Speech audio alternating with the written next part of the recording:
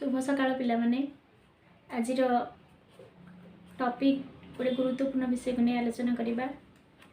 Topic T होची आमे निजे निजको चिन्हिबा, निजे निजको चिन्ह, निज क्षमता को नहीं गर्व कर, ए विषय आज आमे आलोचना करवा। तो आमे जानिछे प्रत्येक मनुष्य होची ईश्वरंकर अवदान। समस्त पाखरे किछि ना किछि अंतर्निहित गुणावली अंतर्निहित होगी थाए, किंतु उपयुक्त परिवेश तथा आत्मविश्वास अभाव जो से सबू विकसित हो पारे नहीं। सेथिपाई आमको प्रथमे निजर आत्मविश्वास को बढ़ावा पड़ो, निज प्रति भरोसा रखा पड़ो, ताहले जाई आमे प्रत्येक कार्य रे सफलता हासिल कर परिबा। निज स्वरूप को निजे स्मरण करवा, जहाँकि आमको आग को बढ़िया प्रेरित करिवो। एथिपाई आमे प्रत्येक यत्नवान होबा उचित। तेणु जीवनर जेकोसी परीक्षा रे उत्तीर्ण होबाकु हेले आमको प्रथमे आमर योग्यता आम भितर थिबा ज्ञान एवं प्रस्तुति को सर्वश्रेष्ठ करने आवश्यक। निज ऊपर संपूर्ण आमर आत्मविश्वास रहा उचित, जहाँकि आमको आगक बढ़िया प्रेरित कर। जदि आम मानकर 33 कोटी देवता भरोसा थी किंतु निज ऊपर भरोसा नाले आम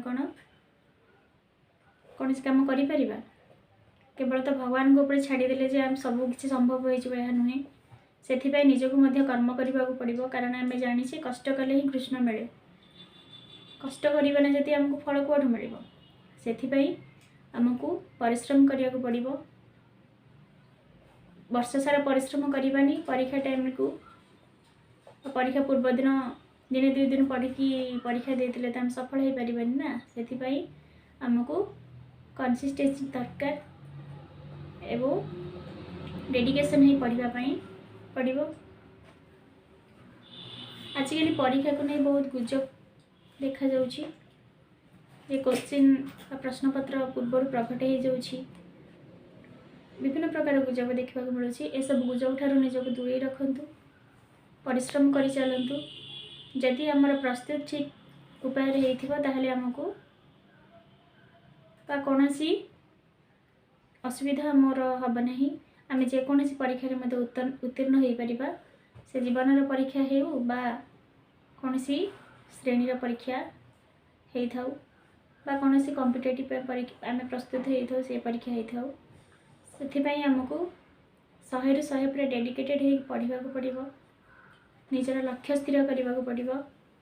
बिना लक्ष्य रे कौन सी कार्य सफल हो न थाए। जेकोसी जॉब हो से सरकारी हो बेसरकारी, जदि आम ताकू आमर 100 ରୁ 100% प्रचेषा दबा बा परिश्रम करवा, ताहले आम निश्चय सफल हो पारिबा। एतिकी विश्वास निज भितर रख और निज भितर आत्मविश्वास को वृद्धि कर, ताहले जाई आम सफल हेबा। भावुची ए टॉपिक टी अपन समस्त भल लगी। प्रथमे आम निजको चिन्हवा और आम भीतर जो असीम क्षमता रही आम उपयोग करी आम जीवन यात्रा सफल हेबा। धन्यवाद।